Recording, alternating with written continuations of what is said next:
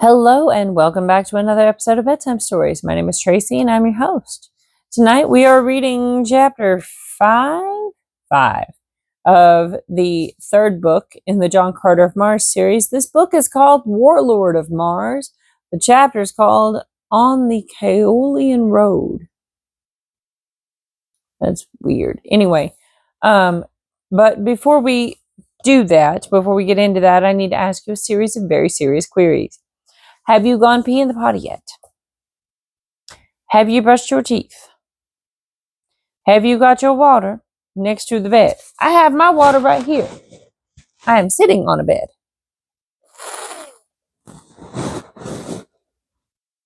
I am in a super secret alternate filming location because my roommate tore the garage up.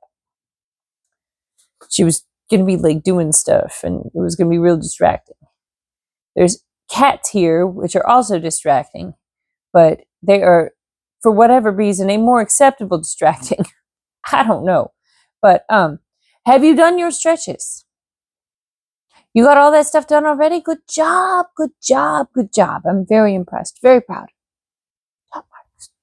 All right, well, since there's nothing else left to do, but like the video, subscribe to the channel, and click that notification bell, wherever that is. Where would that be?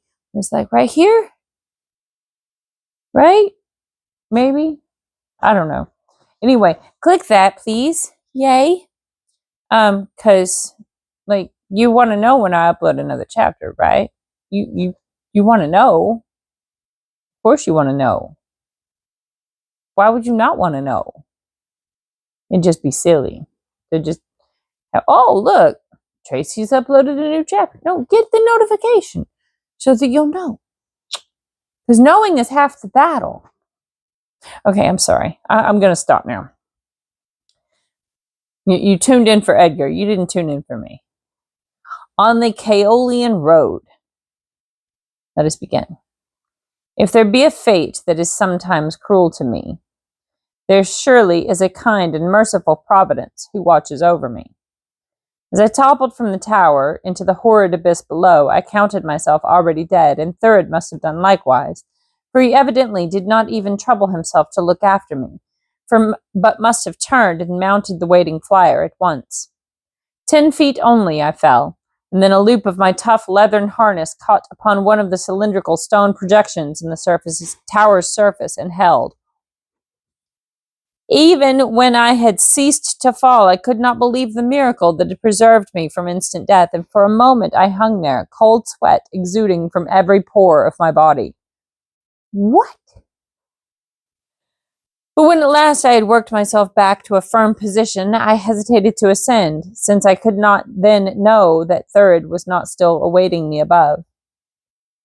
Presently, however, there came to my ears the whirring of the propellers of a flyer, and as each moment the sound grew fainter, I realized that the party had proceeded toward the south without assuring themselves as to my fate. Cautiously, I retraced my way to the roof, and I must admit that it was with no pleasant sensation that I raised my eyes once more above its edge. But to my relief, there was no one in sight, and a moment later I stood safely upon its broad surface. To reach the hangar and drag forth the only other flyer which it contained was the work of but an instant, and just as the 2 Thurn warriors whom Matai had left to prevent this very contingency emerged upon the roof from the tower's interior, I rose above them with a taunting laugh. Then I dived rapidly to the inner court where I had last seen Woola, and to my immense relief found the faithful beast still there. Yes! The 12 great banths lay in the doorways of their lairs, eyeing him and growling ominously, but they had not disobeyed Thuvia's injunction, and I thanked the fate that had made her their keeper within the golden cliffs, and endowed her with the kind and sympathetic nature that had won the loyalty and affection of these fierce beasts for her. Woola leapt in frantic joy when he discovered me, and as the flyer touched the pavement of the court for a brief instant, he bounded to the deck beside me, and in the bear-like manifestation of his exuberant happiness, all but caused me to wreck the vessel against the courtyard's rocky wall.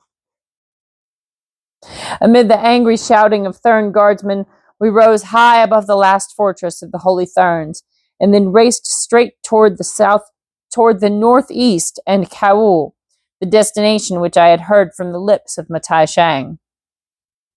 Far ahead, a tiny speck in the distance, I made out another flyer late in the afternoon. Could be none other than that which bore my lost love and my enemies. I had gained considerably on the craft by night, and then knowing that they must have sighted me, and would show no lights after dark, I set my destination compass upon her, that wonderful little Martian mechanism which, once attuned to the object of destination, points away toward it, irrespective of every change in its location. All that night we raced through the Barsoomian void, passing over low hills and dead sea bottoms, above long deserted cities and populous centers of red Martian habitation, upon the ribbon-like lines of cultivated land which border the globe-encircling waterways, which Earthmen call the canals of Mars. Dawn showed me that I had gained appreciably upon the flyer ahead of me. It was a larger craft than mine, and not so swift, but even so, it had covered an immense distance since the flight began. The change in vegetation below showed me that we were rapidly nearing the equator. I was now near enough to my quarry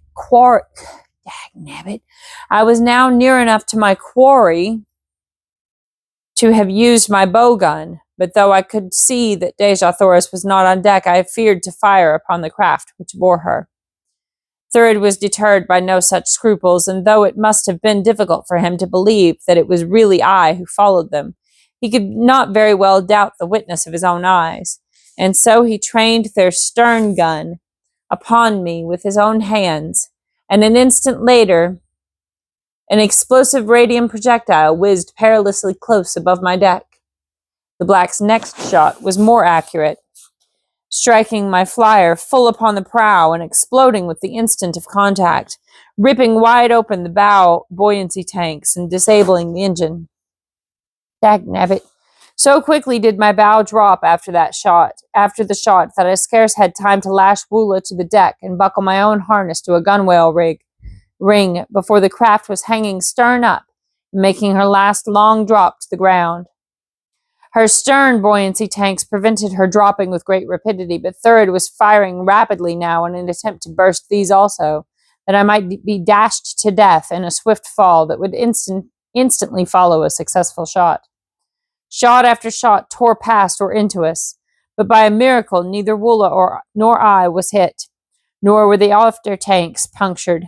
This good fortune could not last indefinitely, and assured that Third would not again leave me alive, I awaited the bursting of the next shell that hit, and then throwing my hands above my head, I let go my hold and crumpled, limp and inert, dangling in my harness like a corpse. The ruse worked, and Third fired no more at us. Presently I heard the diminishing sound of whirring propellers and realized that again I was safe. Slowly the stricken flyer sank to the ground, and when I had freed myself and Woola from the entangling wreckage, I found that we were upon the verge of a natural forest, so rare a thing upon the bosom of dying Mars that outside of the forest in the valley door beside the lost sea of Koros, I had never before seen its like upon the planet.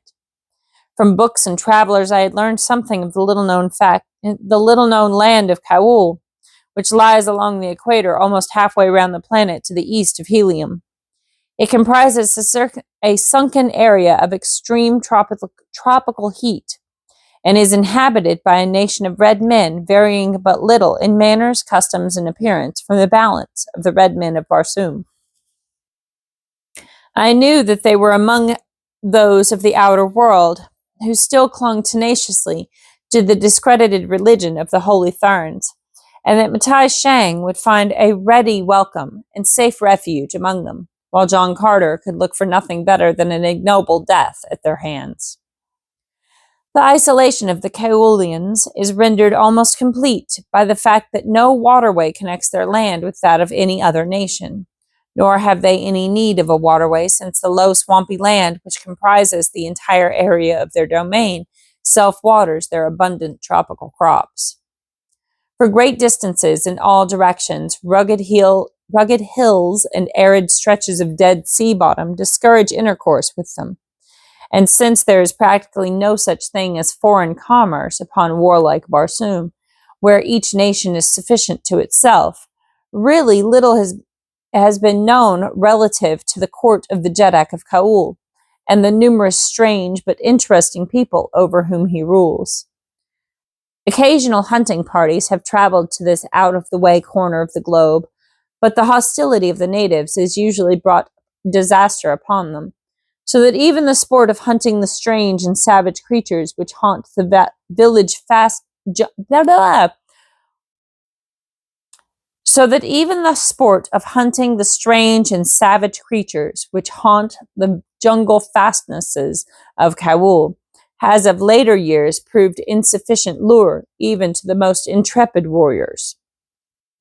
It was upon the verge of the land of the Kaols that I now knew myself to be, but in what direction to search for Dejah Thoris, or how far into the heart of the great forest I might have to penetrate, that I had not the faintest idea. I had not the faintest idea. But not so Woola. Scarcely had I disentangled him that he raised his head high in the air and commenced circling about at the edge of the forest. Presently he halted, and turning to see if I was following, strode off straight into the maze of trees in the direction we had been going before Thurid's shot had put an end to our flyer. As best I could, I stumbled after him down a steep declivity beginning at the forest's edge. Immense trees reared their mighty heads far above us, their broad fronds completely shutting off the slightest glimpse of the sky. It was easy to see why Kaolians needed no navy. Their cities, hidden in the midst of this towering forest, must be entirely invisible from above, nor could a landing be made by any but the smallest flyers, and then only with the greatest risk of accident.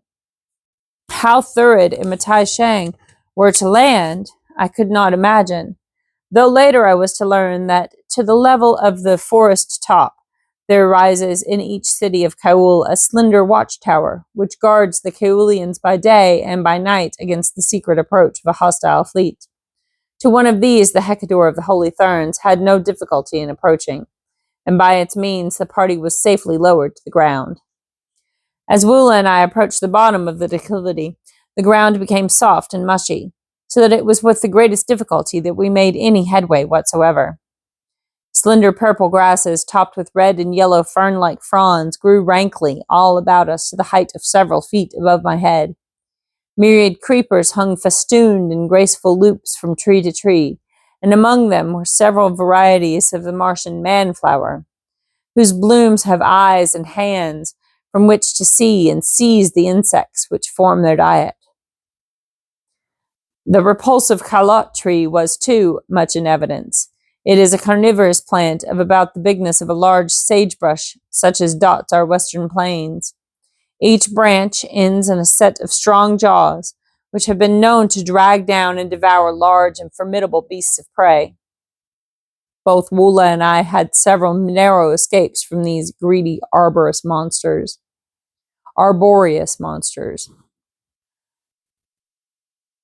Occasional areas of firm sod gave us intervals of rest from the arduous labor of traversing this gorgeous twilight swamp, and it was upon one of these that I finally decided to make camp for the night, which my chronometer warned me would soon be upon us.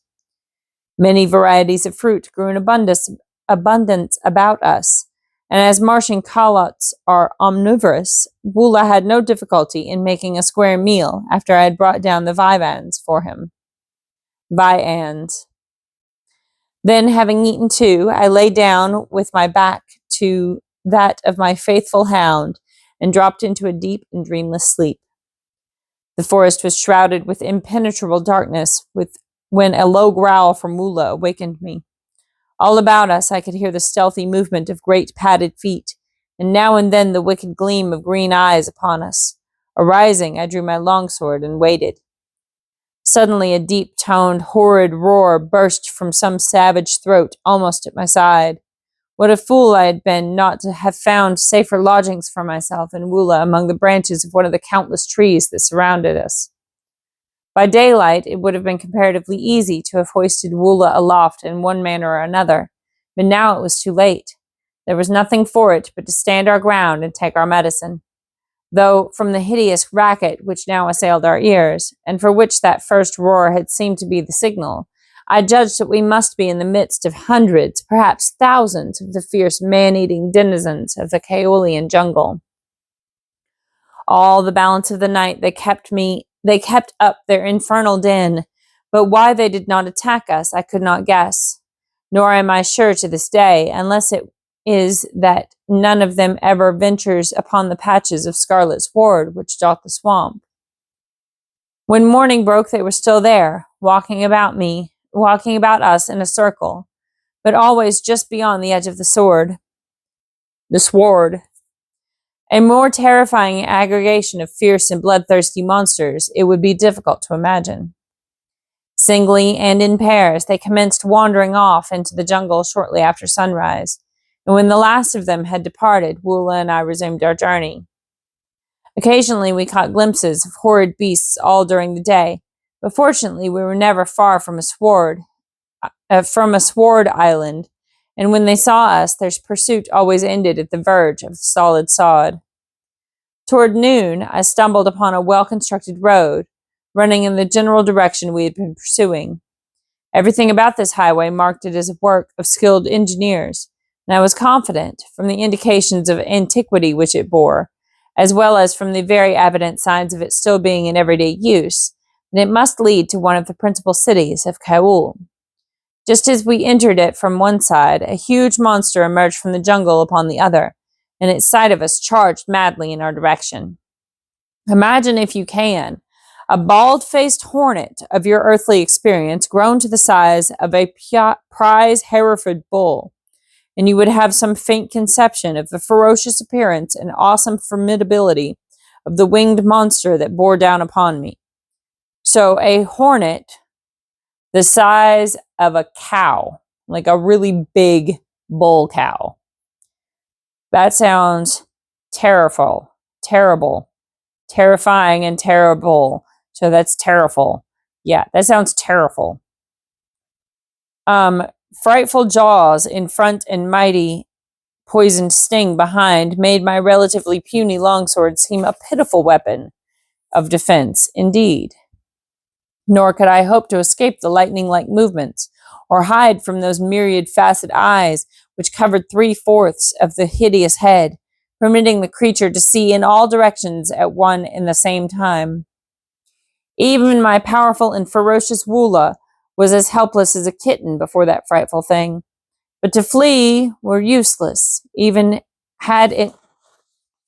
Dagnabbit.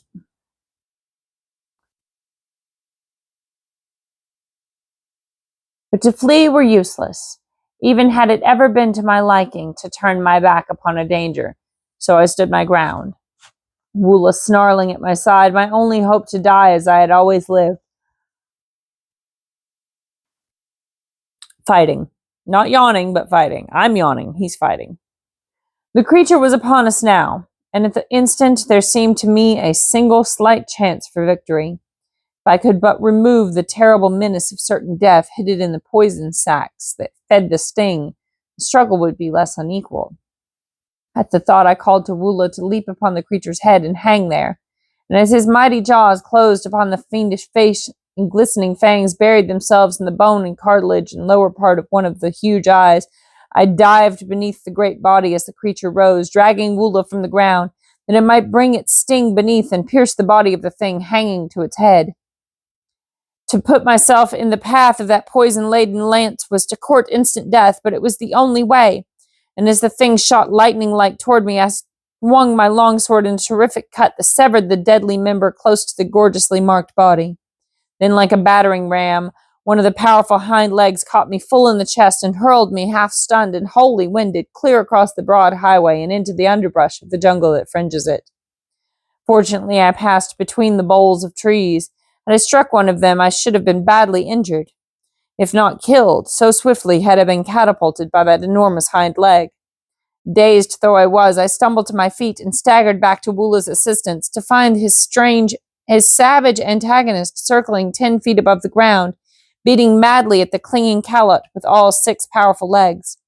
Even during my sudden flight through the air, I had not once released my grip upon my longsword, and now I ran beneath the 2 battling monsters, jabbing the winged terror repeatedly with its sharp point. The thing might easily have risen out of my reach, but evidently it knew as little concerning retreat in the face of danger as either Woola or I, for it dropped quickly toward me, and before I could escape had grasped my shoulder between its powerful jaws. Time and again the now useless stub of its giant sting struck futilely against my body, but the blows alone were almost as effective as the kick of a horse, so that when I say futilely, I refer only to the natural function of the disabled member. Eventually the thing would have hammered me to a pulp. Nor was it far from accomplishing this when an interruption occurred that put an end forever to its hostilities. From where I hung a few 100 feet above the road, I could see along the highway a few 100 yards to where it turned toward the east. And just as I had given up all hope of escaping the perilous position in which I now was, I saw a red warrior come into view around the bend. He was mounted on a splendid thoat, one of the smaller species used by red men, and in his hand was a wondrous long, light lance. His mount was walking sedately when I first perceived them, but the instant that the red man's eyes fell upon us, a word to the thoat brought the animal at full charge down upon us. The long lance of the warrior dipped toward us, and as thoat and rider hurtled beneath, the point passed through the body of our antagonist. With a convulsive shudder, the thing stiffened. The jaws relaxed, dropping me to the ground, and then careening once in midair, the creature plunged headfirst into the road, full upon Woola, who still clung tenaciously to its gory head. By the time I had regained my feet, the red man had returned and ridden back to us. Woola, finding his enemy inert and lifeless, released his hold at my command and wiggled from beneath the body that had covered him, and together we faced the warrior looking down upon us. I started to thank the stranger for his timely assistance, but he cut me off peremptorily. Yeah, I can't pronounce that word. You know what it means, though. Who are you, he asked, who dare enter the land of Kaol and hunt in the royal forest of the Chedak? Then, as he noted my white skin through the coating of grime and blood that covered me, his eyes went wide, and in an altered tone he whispered, "Can it be that you are a holy Thurn?" I might have deceived the fellow for a time, as I had deceived others, but I had cast away the yellow wig and holy diadem in the presence of Matai Shang, and I knew that it would not be long ere my new acquaintance discovered that I was no Thurn at all. "I am not a Thurn," I replied, and then, flinging caution to the winds, I said, "I am John Carter, Prince of Helium, whose name may not be entirely unknown to you." If his eyes had gone wide when he thought I was a holy Thurn, they fairly popped now that he knew that I was John Carter. I grasped my longsword more firmly as I spoke the words, which I was sure would precipitate an attack. But to my surprise, they precipitated nothing of the kind. "John Carter, Prince of Helium," he repeated slowly, as though he could not quite grasp the truth of the statement. "John Carter, the mightiest warrior of Barsoom." And then he dismounted and placed his hand upon my shoulder after the manner of most friendly greeting upon Mars. "It is my duty, and it shall be my pleasure to kill you, John Carter," he said, "but always in my heart of hearts have I admired your prowess and believed in your sincerity, the while I have questioned and disbelieved the Thurns and their religion. It would mean my instant death were my heresy to be suspected in the court of Kaolian Road. But if I may serve you, Prince, you have but to command Torkar Bar, Dewar of the Kaolian Road." Truth and honesty were writ large upon the warrior's noble countenance, so that I could not but have trusted him, enemy though he should have been. His title of captain of the Kaolian Road explained his timely presence in the heart of this savage forest, for every highway upon Barsoom is patrolled by doughty warriors of the noble class, nor is there any service more honorable than this lonely and dangerous duty in the less frequented sections of the domains of the red men of Barsoom. "Torkar Bar has already placed a great debt of gratitude upon my shoulders," I replied, pointing to the carcass of the creature from whose heart he was dragging his long spear. The red man smiled. "It was fortunate that I came when I did," he said. Only this poisoned spear pricking the very heart of a Sith can kill it quickly enough to save its prey. In this section of Kaol, we are all armed with long Sith spear, whose point is smeared with the poison of the creature it is intended to kill. No other virus acts so quickly upon the beast as its own. Look, he continued, drawing the dagger and making an incision in the carcass a foot above the root of the sting, from which he presently drew forth 2 sacks, each of which held fully a gallon of the deadly liquid. Thus we maintain our supply, though were it not for certain commercial uses to which the virus is put, it would scarcely be necessary to add to our present store, since the Sith is almost extinct.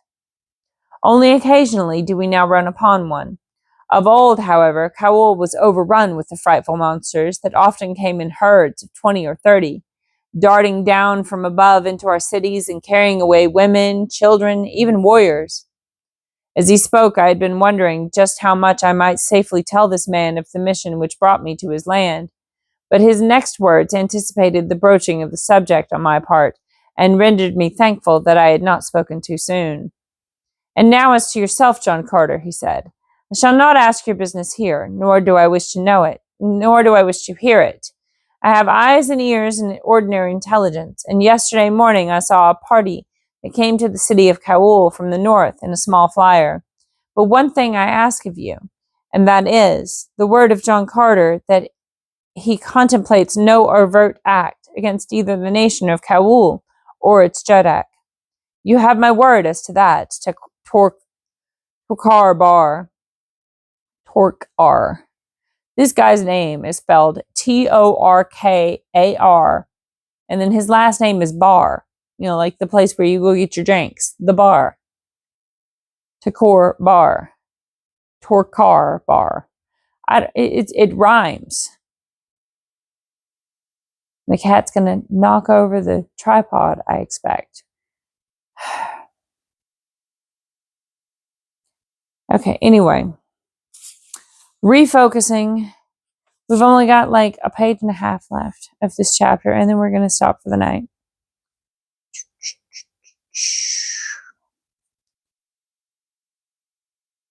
Okay, he told him that he's not going to do that. Okay. My way leads along the Kaolian Road, away from the city of Kaol, he continued. I have seen no one, John Carter least of all, nor have you seen Torkar Bar, nor ever heard of him. You understand? Perfectly, I replied. He laid his hand upon my shoulder. This road leads directly into the city of Kaol, he said. I wish you fortune. And vaulting to the back of his throat, he trotted away without even a backward glance.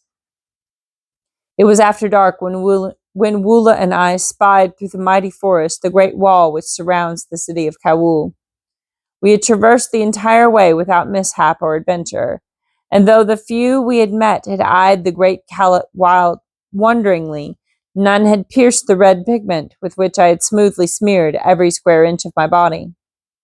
But to traverse the surrounding country and to enter the guarded city of Kulan Tith, Jeddak of Kaol, were 2 very different things.